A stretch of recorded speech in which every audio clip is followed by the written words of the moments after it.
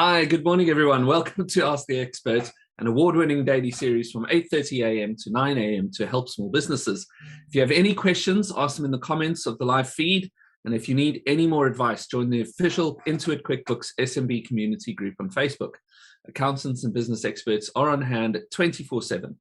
During the live session, we'll be running a poll, so please do engage with it, and I'll reveal the results at the end. Hi again, everyone. My name is Sean Goldsmith. I'm the co-founder of Grow Global, an international franchising consultancy and marketing company. We currently work in 14 countries around the world, everywhere from Chile in South America and Brazil, all the way through to Australia and to the Far East, and of course here in Britain and Africa too. I have been working in franchising for many, many years, about 18 years now, and I've had the honor to serve on the board of the British Franchise Association. And now we are currently launching Africa's first ever Women in Franchising initiative called FAWA. And that's currently happening right now. So very, very exciting stuff.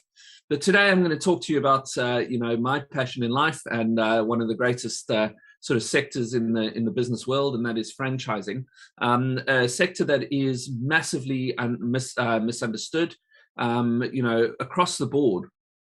Sometimes suffers from a bit of a bad reputation because of a few rotten apples in the barrel, but without a doubt is one of the most successful methods of not only launching a business, right, but growing it and then exiting it for a decent amount.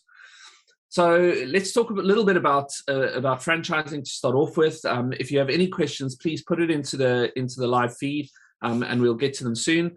But let's start off here, and I'm gonna talk to you as if you are a business person who might be interested in franchising your business, and why you might want to do that. So first off, franchising is a phenomenal way for a company who doesn't have huge amounts of capital to be able to expand through a branch network. But it's a very, very good way for a company that has a well-established model, has systems and processes in place, to basically expand their footprints, across the country or even internationally. And how you do that is effectively by giving people the knowledge and the know-how, the instructions, the guidance, the mentoring, to effectively create what you've created, but do it much faster, right? Because what you're doing is you're helping people avoid all of those horrible potholes that you probably went face first into and had to figure out how to get out of. You are teaching them what marketing works as opposed to what marketing, you could do. Very, very different things. Think about it this way. As a small business, if you were doing a DIY business, a do-it-yourself business, right, you would have to figure all these things out yourself, right? And it is a painful and very, very, very expensive process quite often, because once you made a mistake, it still takes some time to get back onto the right path. Now, if you are a franchisor, you've gone through this and you are teaching these new people to avoid those very, very, very easily avoidable mistakes. But, let's be honest, they're very hard to see if you don't know what you're looking for. So what you basically do is you put the structure together, you put the knowledge together, you put it into an operations manual, and then of course what you do is you provide support and mentoring, which adds context to whatever's been put into the manual. With this, what you should be able to do is you should be able to help your franchisee get to a very, very healthy sort of cash flow point, in a much quicker time than you ever did. So sometimes I'm thinking about a company over in the States called 1-800-GOT-JUNK. It took 10 years before Brian Scudamore decided to franchise his business, but for his franchisees to get up to the turnover that his initial business took 6 years to get to is taking 1 year and sometimes even less. And that is one of the big reasons why you do it. Why franchising? Well, it's a very, very simple answer. What happens with franchising is, in return for your knowledge and your guidance and your know-how, what you are doing is you are taking a payment, right, which covers your time and your costs, etc. You are not necessarily looking to make any profit off of your franchise fee. You want to be able to recycle that money back into your franchise.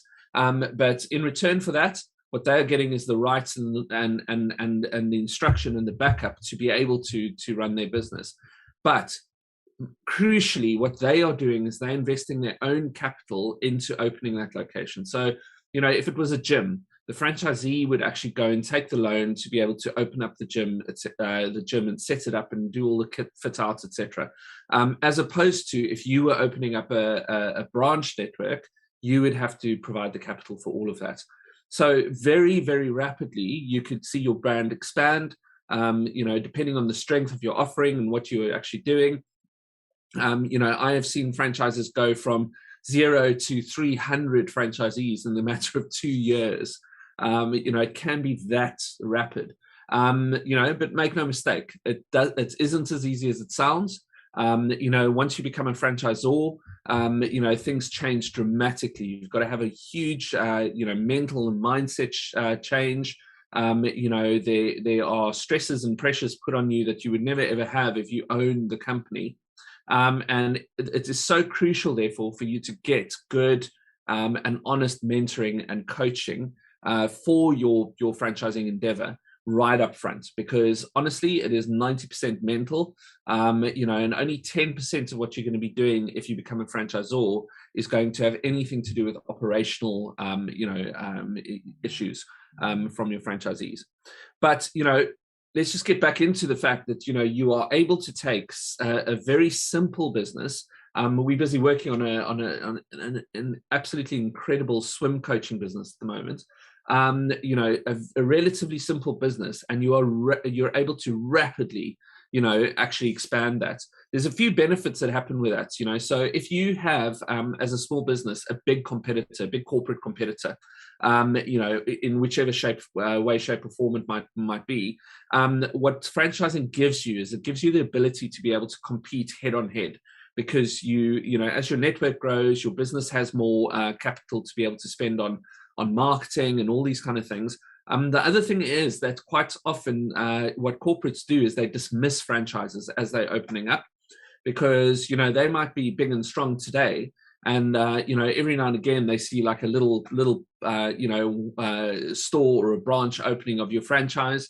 Over time they come to dismiss it because they don't think that this is could ever be a competitor to you, to them. But in reality, what happens, right, is as you are busy opening up these little stores, it's kind of like the Piranha Effect, where hundreds of little fish can take down a cow within 2 minutes. So suddenly you start seeing these dots just appearing, and they appear more rapidly. The momentum starts building much, much quicker, because franchisees are also the owners of their business, right? The heart and soul that they put into the growth of that business is phenomenal, right? It can never be matched by just a simple branch, right? So the franchisee is living, breathing that brand in the local communities. They are networking, they're marketing, they're doing all the things that you did, when you were first building your business. And that gives them a huge advantage over any competitors. What they also have is they have the combined strength of all the marketing, so the knowledge that they gain from the rest of the network in terms of what works and what doesn't also massively accelerates their success. But look, it all hinges upon how you as a franchisor start that business, right? If you are mentally prepared for it, if you have a nice and decent business plan and you know how you're going to recruit your franchisees, etc., these are all very, very crucial. And in much the same way as building a house, I'm sure you've heard this analogy before, your foundations are without a doubt the most important part. So when you decide on speaking to a franchise consultant or anyone like that, just my advice is don't ever sign up to a short-term agreement, right? Make sure that consultant is with you for a very long period of time. They can coach you and mentor you, et cetera, because if you simply go to somebody and you say, look, I'd like to franchise, and they give you a franchise contract and they give you an outline of an ops manual, and they give you a pat on the back and tell you good luck, and don't charge you all that much for that, right? Really, honestly, there are loads of red flags, and you won't even know what challenges you're going to face until 2 or 3 years down the line when you've got 10 or 15 franchisees. So that's my advice. But look, let's get on to some of the questions, because that's always the fun part for all of us, I think. So let's just go to Grace on Facebook Messenger. I'm currently searching for a business partner or someone who can help me push my business forward. It's just too much on my own. Any tips for finding the right person for this and how to convince them to come on board? It's a big ask and a bit like dating. Grace, listen, this is what franchisors do all the time, right? So, when you take on a franchisee, what you're actually doing is you're taking on a business partner. The first thing that I would say, and as with your analogy, first thing to say is don't try and convince them. What you do is you put together, a package. You tell them a bit more about your business. You tell them what the plans are. Keep everything factual, but don't try and convince them. Right. The trouble is, as in franchising, if you try and sell a concept to somebody, right, what happens is the initial excitement can very, very quickly turn into disappointment, not because of the model, but because of the expectations of things, right? If you are very, very straightforward, straight down the line, say, listen, this is what it is. This is how it's going to grow. These are my plans. You have the skill set to be able to help us do this. And if you are able to take care of this part of the business, then I will be able to go out and sell, and we'll grow and everyone will be happy. The other thing to say, and a big advice over here, is if you do take on a business partner, regardless of if they're your best friend or if they are somebody you've never met before, always make sure that you very, very much get a decent contract in place right in the beginning. Again, as with any business, not just franchising, the trouble is that it's always great in the beginning, right? And then niggles start happening, 2 or 3 years down the line, where one party thinks, well, actually I'm doing all the work and they're getting all the money and all that kind of stuff. So just make sure you've got a great agreement in place. Everyone is happy, it's fair, and there's no real wiggle room in it. That would be my advice.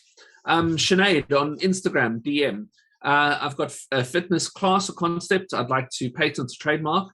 Not sure what the difference is really, but ultimately potentially franchise it. How should I get started? Sinead, you know what? There's so many different ways you can get started. The trademarking is obviously a very good start. It's actually relatively inexpensive to trademark the business across multiple territories. So, you can, go through some pretty heavy hits of trademark attorneys. There's some online services, where you can trademark in 10 different countries, I think for about £2,000 or something like that.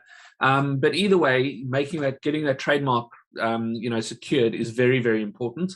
And then going on to the world of franchising. Again, as I was saying before, one of the key things for you to do is to find a good mentor or or find a process or a project, or a course that you can enter into. So we've got the Franchising Academy, which you're welcome to join. It's all free, and there are various other programs. But get started early in understanding franchising before you start franchising. And if you do that, you will be mentally prepared, and you'll know exactly what is expected of you and what will be expected of your franchisees before you actually get started. I would be more than happy to give you advice on that. Please contact me directly. I've worked with a lot of fitness concepts, so more than happy to help you with that. Right. So Louis on Facebook Messenger. Apologies if I got that wrong. I saw that Burger King has had trouble shutting down their businesses in Russia. It got me thinking about how much control a franchise owner truly has over branches in other countries. Obviously, what's happening is unprecedented, but from a brand protection point of view, how can franchise owners protect themselves from a situation like this? Look, the thing is that you hit it right on the head. It's unprecedented. In normal circumstances, the commercial laws of most countries are very, very similar. And when a franchisor goes into that country, they know what to expect. I mean, to be honest, I think that probably when companies like Burger King and those kind of guys went into Russia, they probably did kind of think to themselves, what happens? How are we going to deal with this if something goes wrong? But 99.999% of the cases, It's just simple commercial law, right? And the franchisees and the master franchisee overseas, there will be a very, very tight contract signed. Quite often, if it's a British company, the jurisdiction will be England and Wales anyway, with regards to the agreement. So, any sort of legal battles can be fought over here. However, there's literally no protecting from a government that says, listen, we are not going to honor, trademarks and those kind of things. I think Russia's probably a super, super extreme example. But this is part and parcel of what franchisors have to think about. I'll use another burger franchise to give you a great example. When lockdown first happened, I interviewed Greg, the CEO of McDonald's in South Africa, and I said to him, "Geez, so I mean, this big old thing over here. What did you do? How did you plan? How did you prepare? How did you react to the lockdown and all the scenarios?" And he looked at me with a little smile on his face, and he said, "Sean, you know what I did? I leaned back and I pulled out folder number 4. And I flipped through to, the bit that says disaster management." He says, and I just followed that, and I would be 100% certain that Burger King have exactly the same thing. They are well prepared. However, you just can't plan for that kind of situation like with Russia. Hope that answers it. But if you are a franchisor, you're a bit worried about that kind of thing. It really, this is very, very, very unusual. I think you'd be absolutely fine in any other country, especially without a war going on. Paula on Twitter DM, are there any red flags to look out for when entering into a franchise relationship? We're currently looking for our first franchisee and want to get this right for both of us. Paula, there are about 475 red flags. So as a new franchisor, there are common mistakes that happen to almost every franchisor, right? The selection of the first franchisees, the management of the first franchisees, how you look after them, all of these things are things that, if you could get some advice, and I'd be more than happy to help you with this. If you get some advice, it will make your life so easy. Now, let me tell you, this is the a graph or a theory that I've developed over my 18 years in franchising, right? So I'll tell you the life cycle of what you're going to experience over the next 5 or 6 years, or however many franchisees. So your first few franchisees are usually like family members, right? You look after them like you've never looked after anything in your life before, because there's a whole bunch of things going on. Firstly, you are very excited to have somebody believe in you enough to be able to buy your franchise, right? The second thing, that you have is that you have to try and prove that your business works, right? Because they put faith in you. So what you do is you support them so much. You give them, all of the love and care you could possibly give them. Now that happens with the first 3.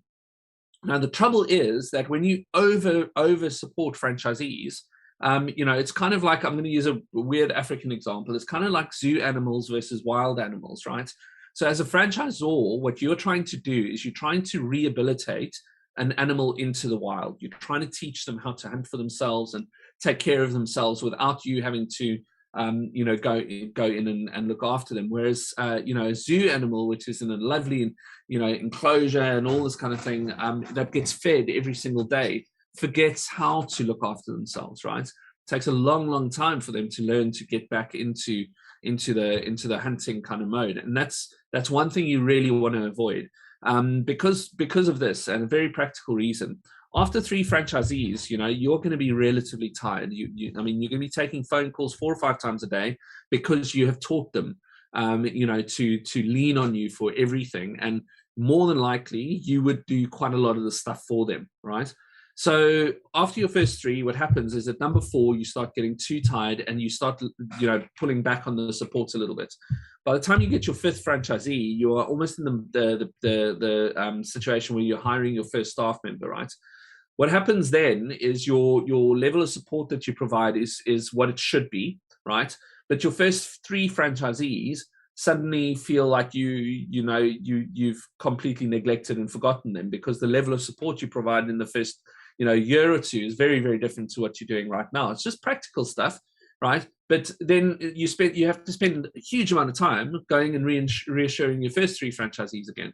So there's all kinds of these, these inflection points that happen to every franchisor. At 9 franchisees, there's another big thing that happens. At 15 franchisees, all hell breaks loose because, you've got to implement new technology, all the stuff that you put in place in the beginning. Then at that point really needs to be relooked at, and you have to implement new stuff, and nobody likes change in a franchise network. So, there's a lot of things that you need to consider up front, and honestly, no charge or anything. Give me a call. I'd be more than happy to help you, navigate that. So just give you some advice. Anyway, just moving on to Simon on Instagram. I've not been happy at work for a while and have seriously been thinking of quitting and running my own business.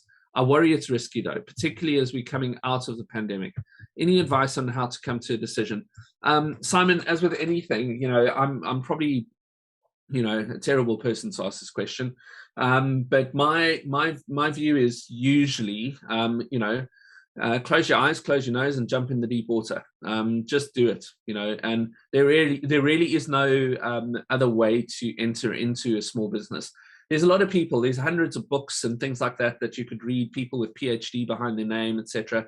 But I've been in franchising, right? I have helped launch over 1,000, probably 1,500 small businesses. I've watched, mentored, tracked, and because franchising gives you a baseline, right? It shows you the commonalities between all small businesses as they're building and the challenges that they have and everything.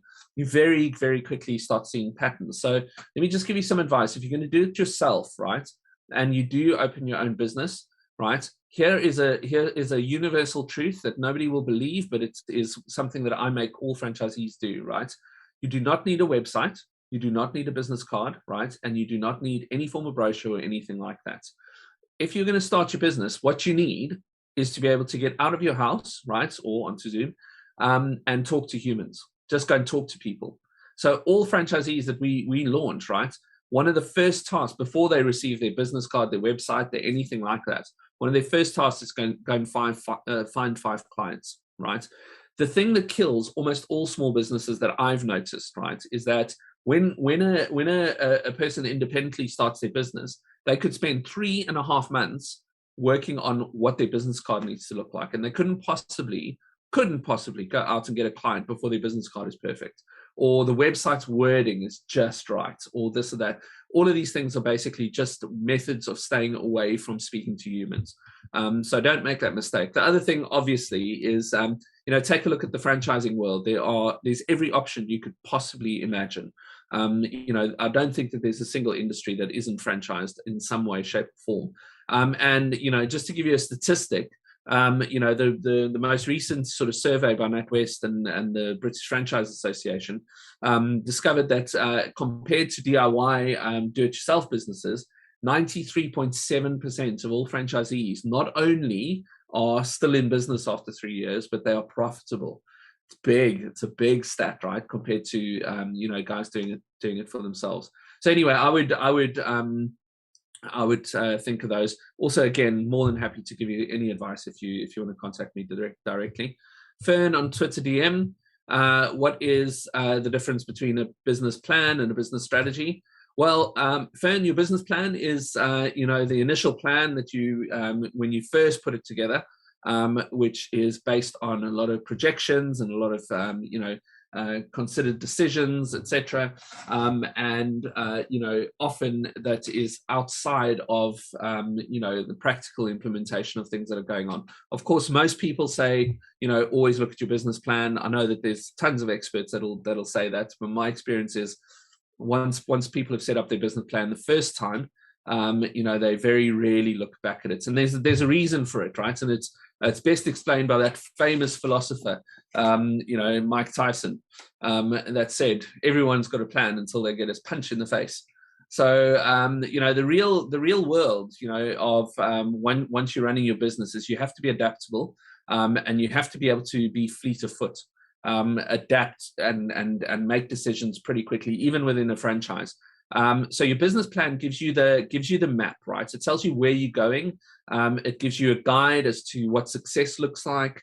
You know, it makes you think deeply. I think probably the most powerful thing of a business plan is it forces you to sit down and actually really think through everything that you're going to be doing. The strategy, however, that is the thing that's you know, where once the rubber hits the road and you're out in the fray, you know, the strategy is the thing that's going to help you really you know, figure it out. You know, it could be an operational strategy if you're a manufacturer or whatever it might be, but you know, usually it's going to be a marketing strategy and a sales strategy that you're going to have to implement. Again, it's something that you put down, you put your plan down, and then you adapt as you're going along. So I know that doesn't answer your question, but you know, it's kind of the best answer I can give. There's tons of people that will get into much more detail, and you know, of that. I honestly just think that, you know, the first step, put your business plan together so you know generally which direction you're going in, and you know, once you get into the fray and you get into the swing of things, then you know, that very, very quickly starts having to change. You know, don't spend too much time on it. I know everyone's going to freak out me saying that, but you know, the most important thing you could ever do in your business is go and get more clients. You know, make sure that you do a good job for them. You know, business isn't much more complicated than that. Right, so Jason, on Facebook Messenger, my customer base seems to be growing quickly in the US. Great, but I currently ship from here. We manufacture in India, then dispatch to the UK, but this is no longer cost effective. I want to look at setting up a warehouse in the States, but I'm not the registered company there. What should I do? Jason, you know, you can set up a registered company in the States online. You know, so look, I mean, you know, if you've got the ability to do that, I would just set it up. You know, just go online, take a look. There's tons of companies or you know, that can help you setting things up. If you've got the staff and the logistics to be able to actually look after that warehouse, then great. I work with a company who's actually US based and has the opposite problem. So we work with them in 7 countries, and they ship iPhones and iMacs and all that kind of stuff, all refurbished stuff, all over the world. And you know, it is becoming hellishly complicated and expensive to do that. So I completely understand your problem. But look, you know, get yourself a good consultant. You know, set up your entity in the States. You know, there's loads of ways of doing it. Places like Texas is very, very good for setting up. It was Texas and one other. It always fluctuates, but Texas is great in terms of the taxes, and I think there's like 0% personal tax or something like that. Just look it up. But just it's not as complicated as it sounds. So yeah, just go online, get yourself a consultant, and I'm sure they can help you pretty quickly. Wakar on Twitter DM, how do you know if an existing franchise is selling? Any advice on assessing their viability? Yeah, look, I mean, you know, I'm assuming you mean selling more franchises or selling to the customers. Either way, look, there's a very simple way of you know, assessing their viability. Speak to the franchisees. You know, look them up online. Speak to them independently of the franchisor. You know, usually if you go through the franchisor, what will happen is they will give you a list of a few franchisees that you should call. This is not because they're trying to hide anything, but it's a practical thing, right? It's because they get so many inquiries that their franchisees actually don't have the time to answer all of the, you know, the questions, and these questions sometimes carry on for a bit long. But if you hit those franchisees directly and just say, look, do you have a few seconds? I'm considering this franchise. What do you think? There's your answer. Just speak to them. Work very, very well. Anyway, guys, just because I've got some lovely people who are fixing our electricity poles outside at 9 o'clock, which is 2 minutes time, I'm going to go straight into the poll over here. We asked you, are you considering franchising your business? 30% of you said yes, you legends. 20% of you said no, don't worry, it'll happen soon. And 50% of you said, I'm not sure. Again, it'll happen soon, guys. Feel free to give us a call. It's honestly an absolutely phenomenal industry when you get it right. Don't get sucked in by experts that you know, kind of will, you know, franchise you for about £4. You know, it never ends well. And if you want any advice, I run one of the largest mastermind groups for franchisors in the UK. We've got almost 400 franchisors that we mentor. And if you need any direct advice from a franchisor in your industry, I am almost 100% certain I'll be able to put you in contact with the right person. And first do your homework before you get into this, because it's wonderful, but it can also be really, really tough if you get it wrong. Anyway, so thank you all for tuning in. If you want to get in contact with me, you can email me on Sean@growglobal.com. So that's Sean, SEAN, at growglobal, GROE global.com. Or visit our website, which is growglobal.com, GROE global.com. Coming up on Ask the Expert tomorrow is accountant and managing director of Majors Accounts, Iriona Bajurataj. Sorry, that's terrible. I should have practiced that a bit more. Tune in for the latest business news and accounting advice. A reminder that if you need any more advice, join the official Intuit QuickBooks SMB community group on Facebook. Accountants and business experts are on hand 24/7. I've really enjoyed answering your questions. Thank you so much. And please feel free to contact me. Have a wonderful day, guys. And yeah, good luck.